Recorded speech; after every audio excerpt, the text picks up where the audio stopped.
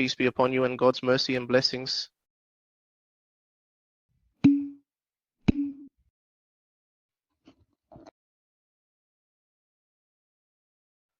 Welcome to our training session by the eTeacher Agency. This meeting is for the semester of the academic year 1445. I wish you success. Today's topic is course reports in Blackboard. We'll also cover any Blackboard related questions, especially during exams. Feel free to ask.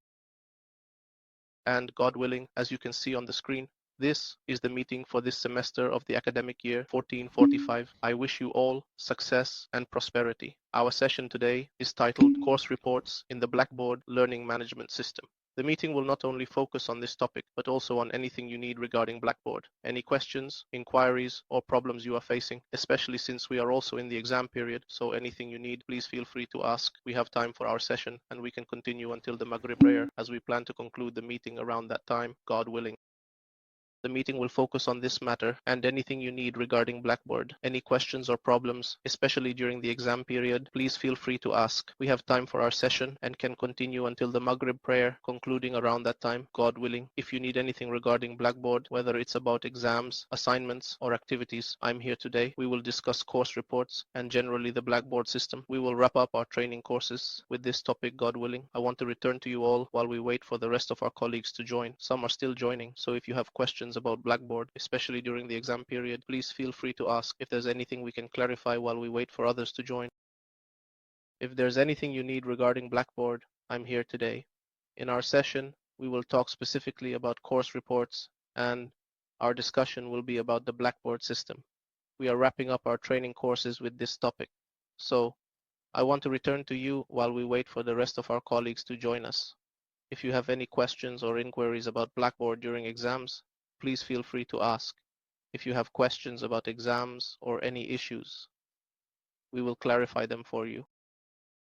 As the remaining colleagues are still joining us, if you have any questions, additional inquiries, or concerns about Blackboard, especially since we are in the exam period, please feel free to ask. If there's anything we can clarify for you while we wait for the rest of our colleagues to join us. If there's anything unclear or if you need help with exam settings, reviewing an exam, exporting an exam, exempting an exam, or alternative exams, or if you're facing any problems, we will clarify that for you, God willing.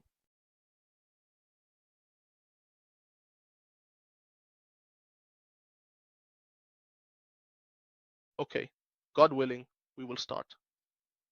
God willing, we will see our meeting like this. God willing, today. The meeting will be very simple. We will start with the courses. As you can see with me, and we've explained this matter many times before, when we log into Blackboard or our personal page on Blackboard, we have a list of courses. This list shows the courses that are relevant to you. We've clarified before that when you want to This list is organized, of course, through the settings that are this list. So the settings are accessed through the gear icon that you see. You just click on that gear icon, and then you'll find many courses available. From here, you can choose to show or hide the course that you want to display or hide. The one that you select and highlight is the one that will be shown. The one that you remove the selection from will not be displayed. What is this? This is just a preliminary thing. There's also an option that appears for you, like a choice that is available here, but I don't have it right now. However, it is available for those who have courses from previous semesters, like for example, semester 4, 5, 1, 4, 5, 2, or even 4, 4, or 3. So, when there are many courses from different semesters, there's an option that if you select it, it's called Group by Semester. This option is one of the features that gathers all your courses from a single semester, organizing and arranging them together. For instance, it can say 4, 5, 1, and then we can bring the courses related to 4, 5, 1 under that. This option is a feature gathering all the courses from a single semester, organizing them for you. For instance, it says 4, 5, 1, bringing the courses related to 4, 5, 1 together. For 4, 5, 2, it will bring the courses related to 4, 5, 2 under 4, 5, 2. Thus, it is an organizational process that simplifies, avoiding confusion. 51 under 451. The courses related to 452 will be listed under 452. And this way, it becomes an organizational process that makes things easier for you, ensuring that there are no issues with all the courses appearing mixed up and unclear. After you select these settings and specify them, you must, in the end, click on what? On the button or the option called Submit to apply the settings that we have specified and chosen. That was regarding the section about the list of courses. The second important point is that we will enter one of the courses. Any course we enter into, all the courses have the same format, the same order, the same elements. That is, what is said about this course is the same as what is said about the second course or the third course. So the whole process is clear and simple. You will notice that as soon as you enter the course, you will find the name of the course here on the right above the name of the course, and it will be in the course list. As you can see, the list whose background is this black color. And this is the list you can organize. You can adjust these names, change the order, and reorder elements. For example, activities. On the main page, I want it to be under assignments. So I want to arrange the elements and modify the name. Instead of activities, I want to modify the name. You can manage the names. The process is simple. There are three things to work with. The first thing is the circle to the left of the name. This circle lets you edit the name. For instance, you can change activities to assignments. You can also hide the element. So, all these matters fall under the management of the instructor in the course, under your management. You can manage the names. The process is simple. There are three things you can work with. The first thing is the circle. The circle to the left of the name allows you to edit the name. For example, you can change the word activities to assignments. You can also hide the element, meaning you can choose to make it invisible.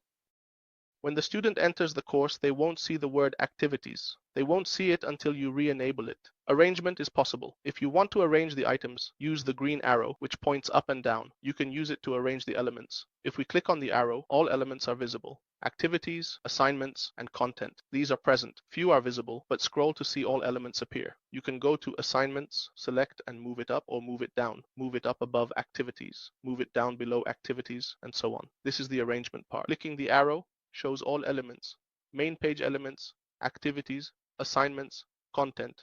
These elements are here. Only a few are visible, but scrolling reveals all.